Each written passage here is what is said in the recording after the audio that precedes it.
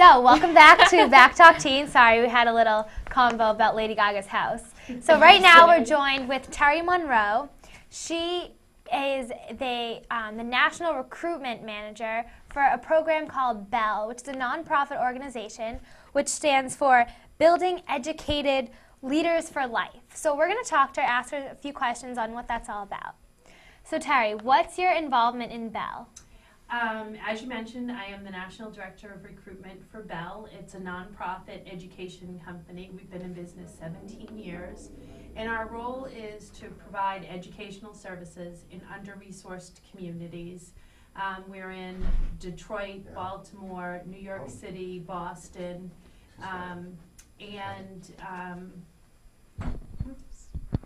thank you. And we work with under-resourced children in these communities, and our role is to narrow the achievement gap. We do summer and after-school programming. That sounds great. How did you get involved with BELL? I got involved with BELL. This is interesting. I had worked for an ad agency for 10 years, and I was laid off. And so I started looking to work with different companies, and I went through all of the interviewing, and nothing really made me feel like I was doing anything worthwhile. And then I got an opportunity to interview with BELL, and I felt like, you know what, this is something that I can do, and it's very mission-driven. And so my life went from advertising to education, and it's mission-driven, and it's a great organization, and I love what I do. So now, when we were talking before, you mentioned how you actually had like a plan or like a vision for BELL? Or like in terms of bullying? Plan. Yes, in terms of bullying. So that's correct. So I work with a lot of middle school students, and what I'm seeing with my own personal experiences, as well as what I see in the middle school, is there's a lot of cyberbullying happening. And these kids are coming to school every day, and it's not as safe of an environment as at one time it used to be. And the reason for that is there's violence on television, there's violence in video games, there's violence on in all sorts of media, but now it's getting into cyberbullying. So we're seeing a lot of social media where kids can be mean to one another, and it's not as exposed. Meaning Formspring is a prime example of a social media that a lot of parents didn't even really know about. I hate Formspring. Yeah. Formspring is basically the perfect bullying target, because you have a wall and people can comment and write whatever they want about you. And it's anonymous. Things, right, and you don't know who writes it. You can't blame anyone. Yeah. Right. Yeah. And it's what I'd like to see happen is I don't want the social medias to go away. They're going to be there. They serve a fantastic purpose if they're used in the right way. And you know what? Bullying is bullying, and it will be there for a long time. I want social medias and companies who create social medias to be held accountable and have more of an accountability for being able to moderate language that's being used that's inappropriate, and moderate very clear language where we see that we can identify age. There's certain language that middle school folks use that some of us do not use, or most of us don't use, and it's clearly identified. Yeah, that's very true. I know a lot of people have the worst experiences with bullying right in middle school. Yeah. And also, your idea on it, it's all very rational, because a lot of people, when you talk to them about it, they're like, oh, we all have to be nice to each other, we have to totally take away bullying. And I know, like, in a perfect world that would be ideal, but it's not going to happen. And so at least you have like a good look on it. Very realistic. Do you know of that how there's applications out there where parents can view what their children are doing yes. at all times? What are your thoughts on those? Well, that's, I don't know. It depends. I'm not sure we want to read everything you guys are writing. I feel that's an invasion of privacy. Yeah. I think that's one aspect of it. Mm-hmm. But I also think, too, that it's very difficult to keep up with what social media is out there. So you can use these softwares that you download, and it sends you an email, the parent an email, and it tells you that your child logged into FormSpring.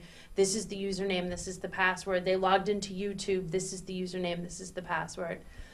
And I feel like if a parent has the ability not to peek and just say, oh, what's this FormSpring, or what's this Tumblr, or what's this, maybe. I think it's really all about wanting to keep your children safe. Being And aware. you know, the software's out there. I think it depends on the parent-child relationship. And if there's a foundation for trust there, you have to trust that your children are going to tell you what's going on. They don't always, so I think it's really dependent on the parent-child relationship. Yeah, that's very true. And speaking of cyberbullying in particular, we have this PSA that our very own Alex Barth helped create that centers around cyberbullying and won a competition. So we're going to show it right now. And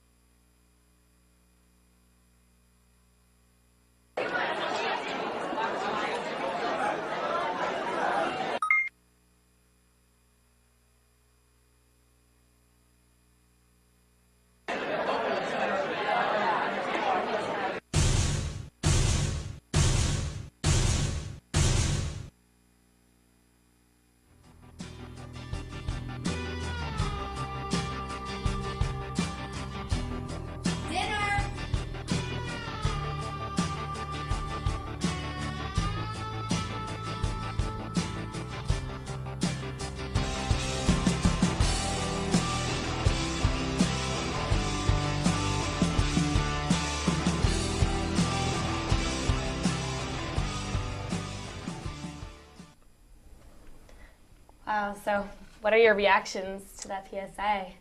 I think this is exactly the issue that we're having, and I agree. I think parents should be talking to their children about bullying. And And I think the end of it. It's like parents talk to kids about bullying. right, and I think that's a start. But what I will say is this has become such an acceptable way to communicate that even if you're talking to your children about bullying, the question is, do they really know that they're being bullied? You know, sometimes you can have hurt feelings, or somebody calls you ugly, but you know, the damage happens over a very slow period of time. It isn't one day where somebody sends you a text that says you're ugly. It happens over a very slow, long period of time.